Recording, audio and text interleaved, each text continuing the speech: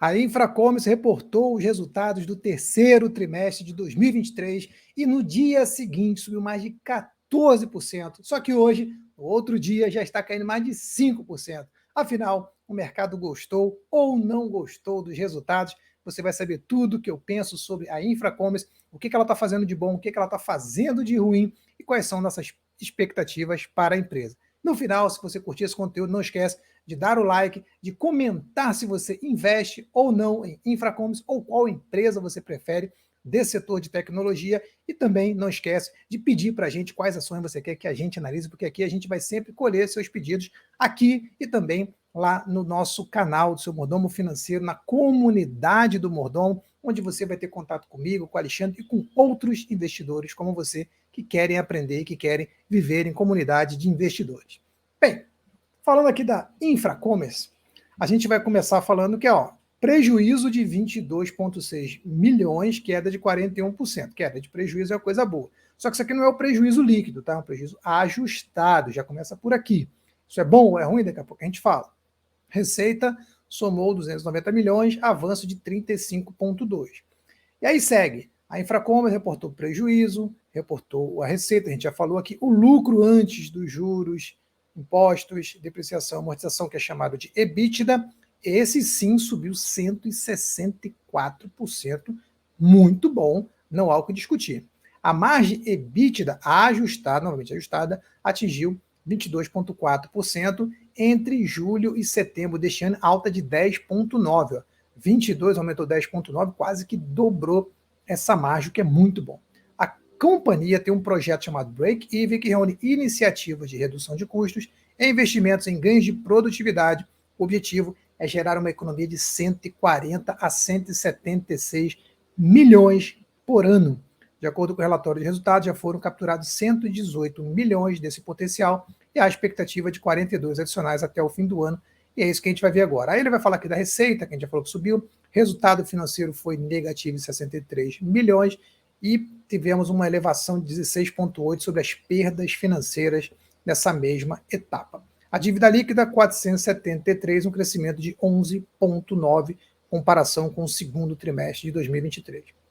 Importante lembrar, eu vou falar aqui um pouco da empresa, o que a empresa hoje ela faz? Ela é um chamado full commerce, ou seja, ela tem várias soluções ali para o e-commerce.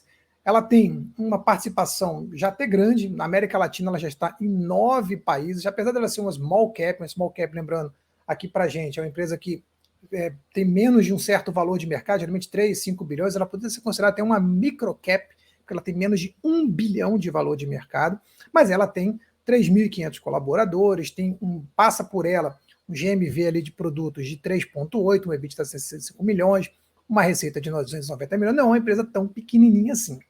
Os destaques que ela tem é exatamente isso. O Gross Merchandise Volume, que é a quantidade de produto que passa por ali, 3,8, o valor total de valores financeiros que passa por ela, 1,3 bilhões, e ela captura disso 7,6, que é a take rate dela.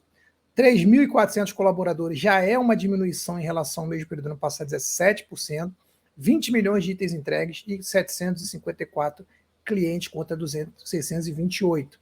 Note, a receita dela era de 105, um ano depois 215 e agora 290, e o EBITDA ajustado era 4, passou para 25 e agora 65 bilhões, e a margem EBITDA 22,4, era 4,11, está subindo e subindo bastante.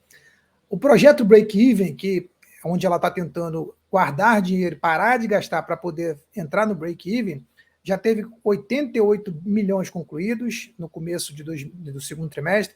Nesse agora conseguiu mais 30 milhões, ou seja, diminuiu sua despesa em 30 milhões. A tendência é que até o final do ano mais 22 ou 42, vai ficar entre 140 e 160, e quem sabe chegar a 176 milhões de economia anual, o que é muito bom para uma empresa que está crescendo sua receita. Economizar e gastar menos vai fazer com que ela chegue no tão sonhado lucro.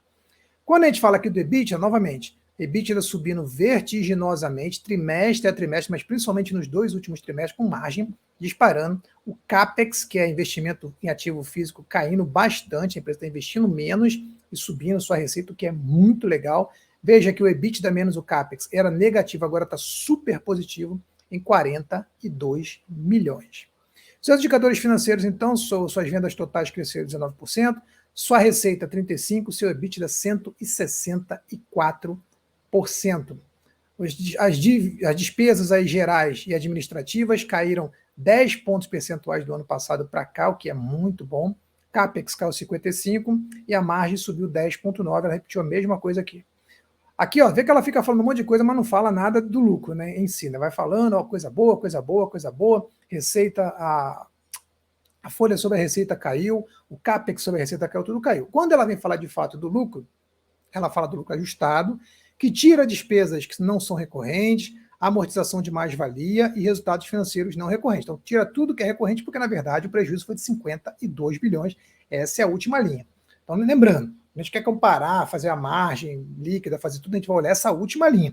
A gente pode até olhar o resultado ajustado, que é importante, mas, no final das contas, essa última linha é o que vai nos dizer, de fato, o que aconteceu com a empresa em todos os seus cenários. Porque tudo isso aqui, apesar de ser não recorrente, é importante. Quando ela fala do lucro de 2,7 e tira os juros sobre empréstimos bancários, é isso aqui que está atrapalhando ela mais do que qualquer outra coisa. Então, note, ela diz que ó, era 52, mas tirando tudo isso dá 22. Mas tirando os juros bancários vai dar 2,7 positivo. Então, ela vai dizendo, ou vai destrinchando o lucro para poder mostrar que se tirasse um monte de coisa, ou seja, tirar tudo que é importante, a empresa estaria com lucro e não com prejuízo, que para mim é uma tremenda bobeira. É importante você mostrar assim que tem muita coisa não recorrente, mas não é assim que você faz no geral. O que você tem que fazer é mostrar aonde você está tendo prejuízo, aonde você está sendo ruim e para tentar melhorar naquilo, porque aquilo ali faz parte do negócio como um todo, mesmo que seja um não recorrente. Tá bom? Endividamento e caixa, a empresa diminuiu aqui o caixa, um pouquinho, nem tanto, mas diminuiu. E aí, quando ele fala da dívida aqui, veja que a dívida subiu praticamente nada ali. A dívida líquida da empresa ficou em 608, mais ou menos. E aí, beleza, falou da empresa. Quando a gente fala de como o mercado reagiu a isso, como eu falei no primeiro momento, no primeiro dia que subiu 14%, que é muito legal. Mas hoje já está caindo 5,56%, quase 6%. Porque o mercado já está fazendo algumas continhas e vendo que talvez não seja tão bom quanto eles entenderam lá atrás. Tem uma outra coisa muito importante. O ativo agora está sendo cotado a 1,53. E lá atrás, em setembro, ó, mais de 2 meses, eles anunciaram uma intenção de realizar um follow-on de 277 milhões e meio para captar recursos, com potencial de pelo menos mais 75 milhões de novas ações. E aí, nós sabemos que para uma empresa fazer um follow-on, ela tem que conseguir chegar no preço. Para ela chegar nesse preço de 277, ela teria que vender suas ações no dia, a cotação do dia, a 1,85. E a gente acabou de ver que a cotação dela já está 1,53. Então, se ela fizer o follow-on hoje, porque ela fez isso aqui com a data de 2 meses, já não consegue mais os 277. Já não consegue. Já vai conseguir menos. Então é importante, se follow-on aqui, pode acontecer, por exemplo, um tiro no pé, igual aconteceu com o da Via Varejo, a Casa Bahia, agora o Grupo Casa Bahia, que tentou captar 1 bilhão e acabou captando 600 e poucos milhões apenas. A mesma coisa aconteceria aqui. Se ela fizesse hoje, não daria 200 milhões, daria mais, no máximo 200 milhões. Então, isso aqui é muito importante. Não importa o que ela está oferecendo, o que importa é, se você entrar agora, você vai ter uma companhia, se você entrar nesse follow-on, ou se você escolher entrar no follow-on, não vai ser mais esse preço aqui, possivelmente, porque o mercado já não aceita mais esse preço. Se tivesse sido follow-on lá atrás, se tivesse entrado no follow-on esse preço, você já estaria perdendo dinheiro. Já estaria perdendo aí perto de 20% do seu patrimônio. E isso é muito importante, pessoal. É uma empresa que está tentando se recuperar, a gente sabe que o comércio está muito complicado, e ela está apresentando resultados que vêm a mostrar que ela tem capacidade, tem potencial, mas ainda está extremamente longe de ser uma empresa lucrativa e rentável. Veja, nos últimos 2 anos, ela já caiu 89%, 90% considerando a inflação. Ela só deu prejuízo até agora, veja que está tudo negativo aqui de prejuízo. O preço do valor patrimonial bem pequenininho, não tem crescimento nem nada, afinal de contas dá prejuízo. ROI, tudo negativo.